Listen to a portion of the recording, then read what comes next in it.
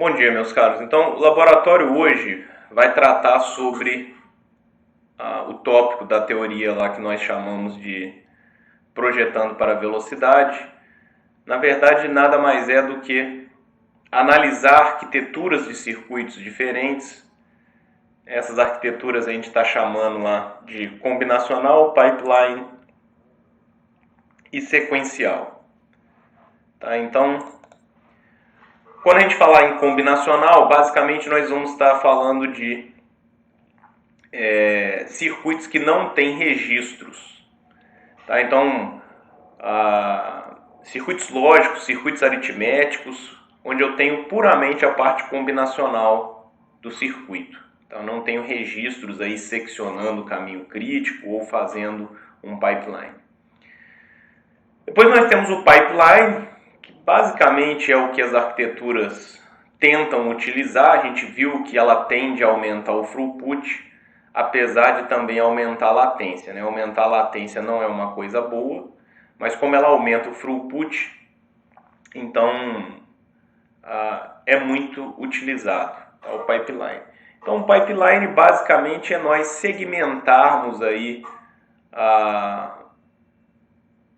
os caminhos, né, dos circuitos combinacionais com registros, só que tem um detalhezinho aí, esse detalhezinho que eu quero que fique bem claro hoje, já a gente vai dar uma pincelada sobre isso lá, mostrando o circuito.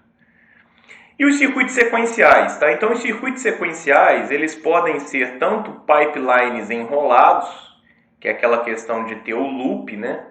Então, como a gente viu lá na teoria, a gente tem um MUX, que vai fazer um controle qualquer, né? Lá na teoria a gente fazia o circuito de x ao cubo. Esse cara aqui era um registro, né? Aqui é a minha saída. E aqui eu fazia uma realimentação. Opa, aqui faltou o nosso multiplicador. O multiplicador ficava aqui. Então, através de um registro, eu consigo controlar quantas vezes eu faço esse loop. Não é isso? Aqui tem um canal de seleção. Aqui era a entrada X. Então esse cara é um pipeline enrolado. Ele tem um registro aqui que serve aí como eu tenho chamado de checkpoint, né? Para a gente fazer analogia lá de joguinho de carrinho, esse tipo de coisa. E permite eu fazer o controle desse loop. Se eu não tivesse esse registro, esse loop ficaria acontecendo infinitamente. Tá? Então basicamente eu ficaria fazendo x vezes x vezes x vezes x vezes x vezes x infinitamente, sem ter qualquer controle de quantas vezes eu fiz esse x vezes x. Tá? Então o registro me permite isso. Isso aqui é o que a gente chama de pipeline enrolado. Tá? Um pipeline enrolado é um tipo de circuito sequencial. Então o que eu quero dizer com um circuito sequencial são circuitos onde eu entro com a minha entrada e eu tenho que esperar o processamento completo para ter a minha saída. Eu não posso ficar mudando a entrada em todo o pulso de clock, como nós vimos que o circuito em full pipeline permite. Tá? Então o circuito em full pipeline ele vai sempre me permitir mudar a entrada em todo o pulso de clock, de forma que, uma vez que o meu pipeline esteja cheio, em todo o pulso de clock eu tenho o término de uma entrada sendo processada. Tá? O circuito sequencial não me permite isso, apesar dele também apresentar registros. Tá? Ele não me permite isso, por quê? Porque eu preciso entregar a entrada e esperar todo o processamento. Nesse caso aqui é um pipeline enrolado, mas eu posso ter circuitos desenrolados que não têm a característica de full pipeline, que vão manter a característica de circuitos sequenciais, que é o que está mostrando aqui nesse guia hoje. Nós teremos 3 exemplos, um combinacional, depois o segundo vai ser sequencial e o terceiro em full pipeline. Para fazer o laboratório de hoje, pessoal, nós vamos usar obrigatoriamente a FPGA Cyclone 4 GX, tá? Por quê? Porque nós temos os modelos tecnológicos de atraso, então nós conseguimos fazer as simulações em gate level também, tá? Então aqui ela permite fazer a simulação de gate level, coisa que a Max 10 não permite, tá? Bom, nós vamos usar também o tutorial lá do Time Quest, porque nós vamos fazer algumas análises temporais. Então tem um tutorial lá, se vocês não se lembrarem, é só seguir o tutorial, tá? Mas a gente já fez isso num laboratório, então provavelmente quem seguiu aí o laboratório vai se lembrar aí de como fazer. Então os objetivos hoje, pessoal, é justamente isso, entender a diferença entre essas três topologias, entre essas três arquiteturas de circuito. Eu utilizei para isso circuitos muito simples, vão realizar um polinômio, tá? O polinômio, esse daqui, ó, x ao cubo mais x ao quadrado mais x. Então alguns de vocês podem pensar, poxa, mas são circuitos tão simples. Sim, mas eles servem para a gente sedimentar justamente esse conhecimento. Com esse conhecimento bem ajustado na cabeça de vocês, vocês conseguem fazer qualquer topologia de circuito atual, tá? Principalmente trabalhando com FPGA, onde a gente é limitado aí um pouco pelas características já intrínsecas no dispositivo. Se a gente estivesse projetando ASICs, a gente poderia ter outras arquiteturas que são combinações dessas, mas coisas bem mais complexas, tá? Mas em FPGA nós estamos basicamente amarrados a esses três tipos aí de arquiteturas de circuito. Então, pessoal, para isso eu estou dando tanto o circuito, né, a descrição do módulo, quanto o test bench para os três, tá? A minha intenção hoje é que vocês criem esses três projetos aí no Quartz, simulem, façam as análises temporais no TimeQuest, tá? Nesse primeiro, como a gente vai ver aqui no desenho, não há registros, então não há clock para nós termos aquela referência do clock para fazer as análises no TimeQuest. É possível fazer análise assim? É, mas não vem muito ao caso. Tá? Então aqui nesse primeiro, façam a simulação gate level. Então vocês vão fazer a simulação aqui gate level, assim como a gente fez lá no laboratório que a gente tratou do TimeQuest. Tá? Tem um vídeo gravado lá. A gente fez um exercício similar a esse que não havia registros. Então a gente fez uma simulação gate level e mediu, né, o atraso da informação. Ou seja, eu botava a entrada X, um número qualquer, e viu lá pela forma de onda quanto tempo depois o X saiu processado. Mas quem é o X? Lembrando que o X é sempre o nosso polinômio, tá? Desculpa, o x não, a saída y aqui é sempre o nosso polinômio, x ao cubo mais x ao quadrado mais x, tá? Então perceba aí que eu entro em 8 bits, para não truncar bit nenhum, a minha saída está saindo com 24 bits, tá ok? Basicamente é por causa do x ao cubo aqui, né? E aí eu consigo fazer as operações, tá? Então eu meço pelo atraso. Não é a forma mais correta de fazer isso, tá? A menos que eu garanta que, colocando uma entrada x qualquer, essa entrada x seja a pior entrada possível em termos de atraso, ou seja, a entrada que varia todos os nós aqui dentro. Tá? Então, basicamente, isso vai ser o primeiro nó. Tá? Por quê? Porque a ferramenta vai considerar que os nós estão indefinidos até que passe alguma informação por esses nós. Quando passar informação por esses nós, então ele vai assumindo valores, esses nós. Então, vocês podem pegar lá o primeiro, tá? Ou seja, botei lá, sei lá, x igual a, de 8 bits aqui, x igual a 255. Tá? Que seria em tese aí o pior caso, porque eu estou mudando todos os bits. Quanto tempo depois vai sair 255 ao cubo mais 255 ao quadrado mais 255. Aí você mede pela forma de onda o atraso. Então, basicamente, esse seria o atraso dado, porque eu faço essas perguntas aqui. Tá? Qual que é o caminho crítico do circuito? Lembrando que o caminho crítico é definido entre a entrada do a entrada do registro a entrada do próximo registro. Então, basicamente, nesse circuito aqui eu não tenho registros. Então, o caminho crítico é da entrada, até a saída. Tá? Então, quem que é o caminho crítico aqui? Aqui já dá para ver quem que é o caminho crítico. Olha lá, pessoal, ó, esse X aqui, ó, depois ele passa aqui, ó, depois ele passa aqui, ó, e depois ele passa aqui, ó. Então, basicamente, o caminho crítico aqui são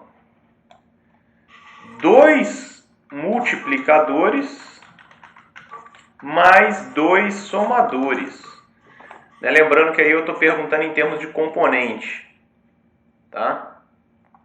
Aí, qual o timing do circuito? O timing vai ser justamente o que vocês vão medir na simulação gate level. Então, na simulação gate level, o atraso do processamento da informação lá 255 é o que vocês verão aqui. Tá ok? Depois, C. Qual a máxima frequência de operação? Então, a máxima frequência de operação seria 1 sobre esse timing. Professor, mas não tem clock esse circuito. Então, eu estou querendo dizer a máxima frequência de operação seria o quê? A máxima frequência que eu posso mudar a entrada, que o meu circuito vai dar conta de processar.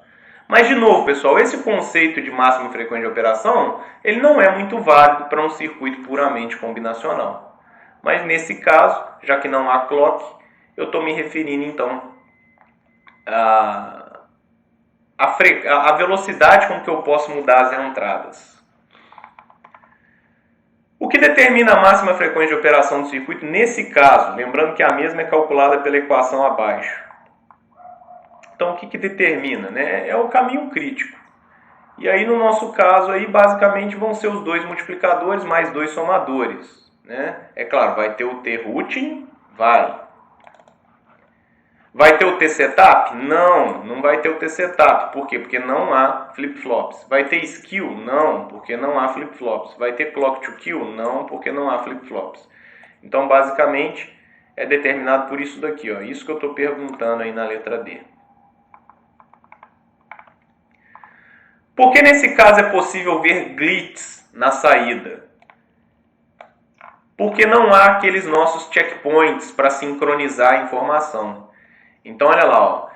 Aqui eu tenho 8 bits, tá? Então, algum desses bits pode ser processado mais rápido ou mais lento, e vai acontecer isso. Eles não vão ser processados exatamente ao mesmo tempo. Há um paralelismo intrínseco, mas alguns bits vão ver caminhos mais longos que outros. Professor, vamos supor que todos os bits vão ver x ao cubo mais x ao quadrado mais x. Tudo bem, mas a gente ainda tem o roteamento. O roteamento pode ser diferente para o bit 7 do que para o bit 0.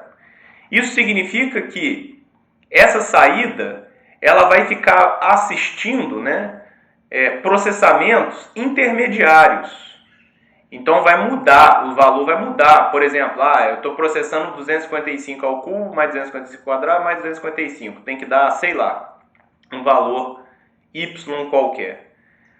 Antes de aparecer esse valor y, vai aparecer o valor w, vai aparecer o valor z, vai aparecer o valor u. Por quê? Porque os bits não foram processados exatamente ao mesmo tempo.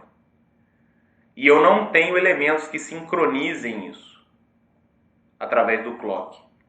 Então isso é o glitch, por isso que vão aparecer glitches aqui, até que a saída seja processada no final. Então esses glitches vocês serão capazes de visualizar na forma de onda, na simulação lá no Model Sim Altera.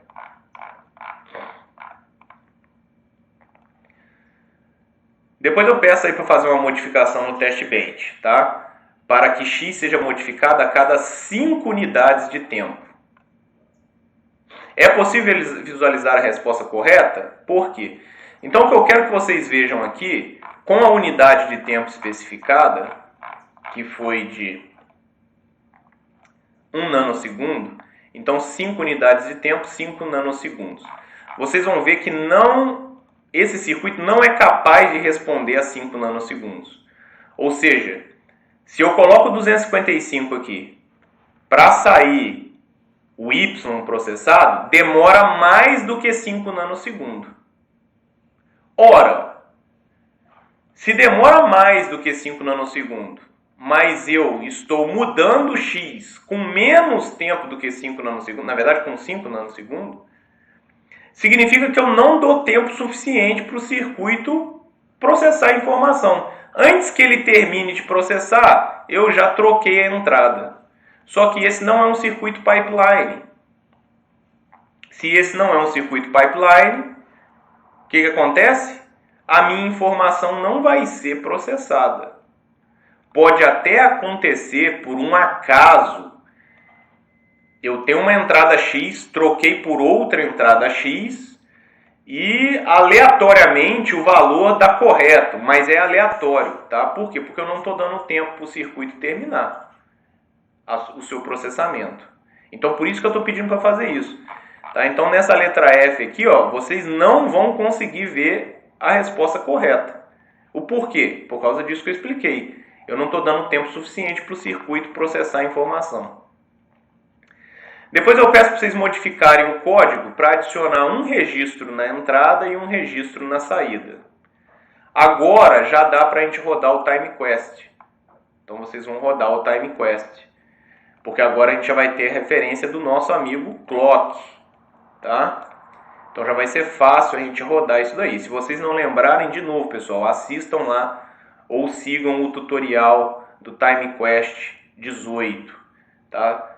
Tem um tutorial em PDF no site e tem uma videoaula desse laboratório. A gente fez juntos aí o tutorial. Então agora, podendo rodar o TimeQuest, eu vou poder levantar a máxima frequência de operação, setup time, setup slack, hold time, hold slack, tudo isso. Tá? Nesse caso aqui agora, quem que é o timing? Continua sendo os dois multiplicadores mais os dois somadores, só que agora eu tenho também o clock to kill, né? E tenho também o setup time, que é o tempo antes que a informação tem que estar terminada de processar, antes de eu dar o novo clock. Tá? Então agora eu tenho tudo. Então aí eu peço para rodar o TimeQuest Analyzer, peço para ver, ó, por que é maior? Bom, primeiramente é que o Quartz ele não é determinístico, né? Então se eu rodar várias vezes uma síntese para um mesmo circuito, eu posso até chegar a valores diferentes. Porque eu posso chegar a placements and routings diferentes. Mas nesse caso aqui, o mais relevante, esse tempo é maior do que o 1B, por quê? Porque eu adicionei flip-flops. Então agora eu tenho o clock to kill e tenho o setup time. Depois, o circuito sequencial, pessoal. Então esse aqui é o que o próximo é o que eu quero passar o detalhe principal para vocês. Então nesse circuito sequencial também dei a implementação do módulo, também dei o test bench. Olha lá, esse módulo, quando ele for implementado, a síntese RTL dele ficará dessa forma. Então perceba que agora eu segmentei o caminho da informação com registros. E aí eu pergunto, qual que é o caminho crítico do circuito? Então, pessoal, de antemão, eu não sei dizer isso com toda a certeza do mundo, tá? Mas, com 99% de certeza, eu posso dizer que o caminho crítico agora é um multiplicador. Um multiplicador. E aí alguém pode me perguntar, professor, por que é um multiplicador? De novo, qual que é a definição de caminho crítico? Da entrada de um flip-flop à entrada do próximo.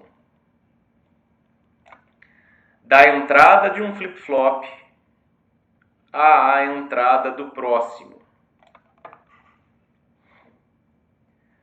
Então, nesse segmento aqui, eu só tenho um multiplicador no caminho crítico, além do clock to kill, além do setup time, além do roteamento. Então, a gente está considerando que o roteamento, o clock to kill e o setup time são iguais. Por isso que eu estou tirando eles do timing aqui, só para eu comparar a parte lógica ou aritmética. A gente comentou isso na aula também. E nesse caminho aqui, eu tenho dois somadores. Pessoal, é claro que numa prova eu daria os tempos que o circuito gasta, tá? Mas de antemão eu já posso dizer que um multiplicador, tá, ele demora mais tempo para processar a informação do que dois somadores. Por isso que eu botei o caminho crítico no multiplicador. Tá, chutando aqui, eu não sei qual que é o tempo de processamento do multiplicador na FPGA que a gente está usando nessa Cyclone 4GX, no caso desse lab.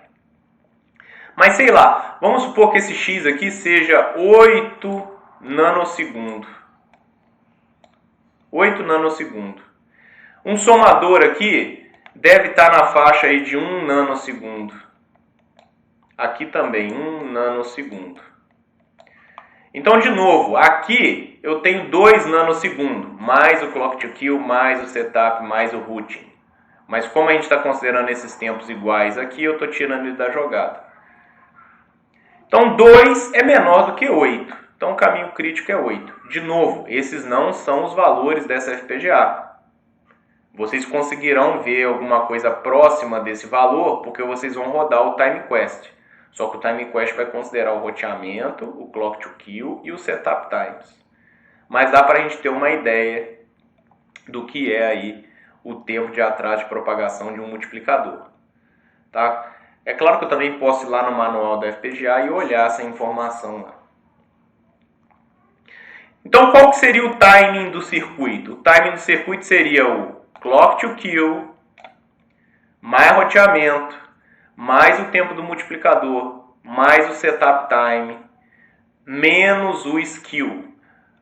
Como também falado lá na aula. O skew em FPGA, desde que eu use o clock, aqui, ó, esses clocks estejam roteados nas trilhas corretas, esse skew vai ser praticamente irrelevante. Qual a máxima frequência de operação do circuito? Então vai ser, vocês vão levantar pelo TimeQuest. Qual a latência desse circuito? Então a latência, o TimeQuest não te responde a latência. O que o TimeQuest faz é analisar esses intervalos da entrada de um flip-flop à entrada do próximo. Da entrada no flip-flop à entrada do próximo. É isso que o TimeQuest faz. Ele analisa todos esses intervalos do circuito, levanta a temporização de todos.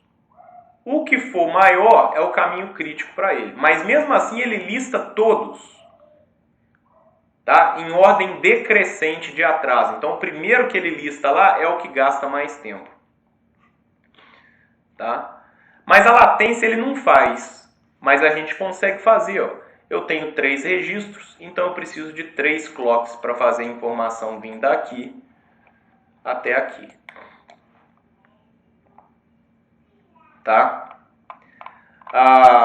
Vamos apagar aqui essas linhas para eu fazer um outro comentário, que deve ser alguma dessas perguntas aqui. Agora, aplicar o teste bench dado no item 3. Então, quem que é o item 3? O item 3 lá é o do pipeline. Ó, então, vocês vão lá no pipeline, aplicar esse teste bench nesse segundo circuito. É claro que eu vou ter que fazer algumas modificações, né, como o nome do circuito instanciado, etc. Só isso, não é para fazer modificação na lógica. É só para adequar os nomes dos módulos aí. Tá? Então, tá falando aqui, ó, modifique apenas o nome do módulo do teste bench para isso e o nome do módulo que instancia o DUT, né, que é o polinômio papilar. Então, tá falando aqui direitinho. Então, eu vou trocar esse teste bench, tá? Por quem? Por este teste bench do item 3. Modificando isso e modificando isso. É o que está falando lá. Tá mostrando direitinho aqui, ó, o que tem que ser trocado, tá? Botei até em vermelho. Aí ele pergunta, o circuito funciona para esse test bench? Não vai funcionar. Por que não vai funcionar? O test bench do item 3 é feito por um circuito em full pipeline. Então, full pipeline é o que a gente está considerando aquele circuito que eu posso trocar a entrada em todo o pulso de clock, porque o circuito é segmentado em estágios corretamente e aí eu vou ter informação sendo processada. Uma vez que o pipeline estiver cheio, em todo o pulso de clock eu termino uma execução. Esse cara aqui, apesar dele estar segmentado por registros, ele não está em full pipeline. Por quê, pessoal? Por quê? Olha só o que acontece aqui, ó. Olha só, imagina que eu botei x igual a 2, tá? Então esse 2 vezes 2, aqui já chega a 4. Esse 2, ele tá vindo aqui, ó. 2, aí aqui tá vindo... Não, aqui ainda não veio nada, porque aqui ainda não teve clock. Aqui também tá vindo 2, tá? Aí aqui, ó, o x ao cubo eu já nem sei quem que é. Por quê, pessoal? Olha lá, o primeiro processamento do 2 vezes 2, o 4, ele tá aqui ainda, ó. Se eu não tiver dado clock, essa informação não passa para frente. Então percebam que esse 4, como ele está antes desse primeiro estágio de registro, ele não está sincronizado com esse 2. Tá? Quando eu der o clock, esse 4 vai passar para cá. Ó. Ele vai passar para cá, ele vai chegar aqui. Ó. Mas eu não vou poder ter mudado a entrada. Eu não vou poder ter mudado a entrada ainda. Por quê? Vamos supor que eu mudei a entrada agora para 8. Ó, esse 8 ele já está chegando aqui. Ó. Por quê? Porque aqui ó, não passou por registro algum. Então percebam que as informações elas não estão sincronizadas. Isso significa dizer o seguinte, eu segmentei o caminho crítico. Então eu posso aumentar a frequência de operação. Porque lá no primeiro exercício, o caminho crítico eram 2 multiplicadores e 2 somadores. É uma coisa muito grande. Agora é só um multiplicador. Posso aumentar a frequência de operação porque o meu timing será menor. Porém, eu ainda preciso fornecer a entrada e esperar o tempo de processamento. Nesse caso aqui, a minha latência é 1 clock, 2 clocks, 3 clocks. Então eu não posso, nesse caso, mudar a entrada em todo o pulso de clock. Eu tenho que fornecer a entrada, mantê-la estável por 3 períodos de clock. Aí sim eu posso mudar a entrada. Então esse circuito, apesar dele não estar com o pipeline enrolado, que foi o exemplo que eu fiz aqui, que foi o exemplo que eu dei na aula, pipeline enrolado é aquele que a gente tem um loop, né? Mas apesar de não ser dessa forma, ele tem a mesma característica. Eu forneço a entrada e preciso esperar o processamento da informação terminar, para que eu possa mudar a entrada, fornecer uma entrada diferente, uma nova entrada. A mesma coisa aqui, ó. Apesar de não ser o pipeline enrolado, eu não tenho loops aqui, tá? Mas as informações não estão sincronizadas. Então, eu tenho que fornecer a entrada, terminar todo o processamento, que no caso demora 3 pulsos de clock, para eu fornecer uma nova entrada. Então é por isso que o test bench do circuito 3 não vai funcionar. Porque no test bench do circuito 3, eu mudo a entrada a cada pulso de clock. Por quê, pessoal? Porque o circuito 3 está em full pipeline. Por isso que eu até segmentei aqui estágio 1, estágio 2, estágio 3. Por que está em full pipeline, professor? Então agora olha lá, ó, se eu fornecer o 2 aqui, ó, botei o 2 aqui, ó. Então 2 vezes 2, 4. Ficou esperando aqui. Esse 2 também vem para cá, ficou esperando aqui. Dei um pulso de clock. Esse 4 veio para cá. Esse 2 veio para cá. Tá? 4 vezes 2, 8. Esse 2 passou para cá. Então ele está esperando aqui, ó, 2. E esse 4 também veio para cá. Dei um novo pulso de clock. Esse 2 chegou aqui. Esse 8 chegou aqui. E esse 4 chegou aqui. 2 mais 8, 10. Então esse 10 chegou aqui. Lembrando, o somador é um circuito assíncrono, ele não demanda clock. Então já passou para cá. 10 mais 4, 14.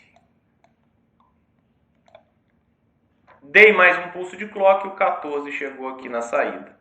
Então 2 ao cubo é 8, mais 2 ao quadrado, 8, mais 4, 12, mais x, mais 2, né? Então 14. Então aí cheguei com a minha resposta.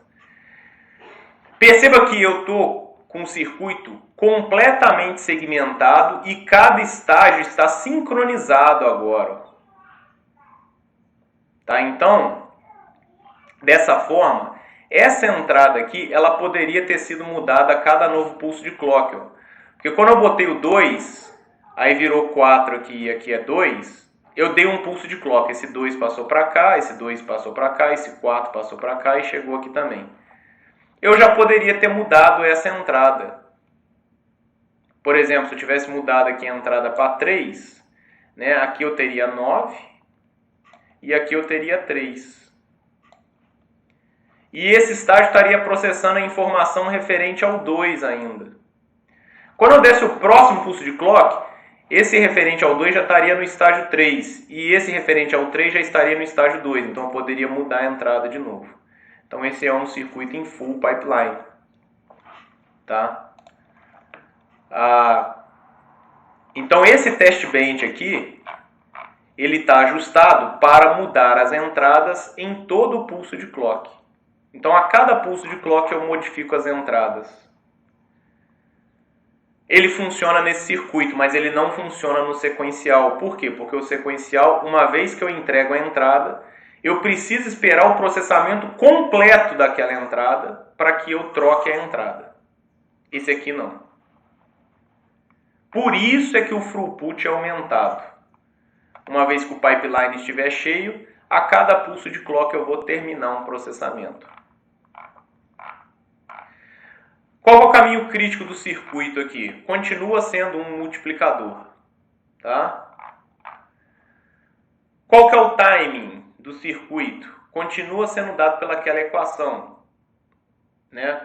O timing é tempo de roteamento, mais o tempo do clock to kill, mais o setup time, mais o tempo do multiplicador, no caso, menos o skill.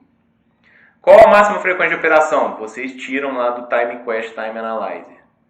O que determina a máxima frequência de operação no circuito? Bom, é a equação que eu acabei de falar. Tá? Qual que é a latência desse circuito? Continua sendo 3 pulsos de clock, assim como era aqui. Ó. Assim como era nesse caso aqui.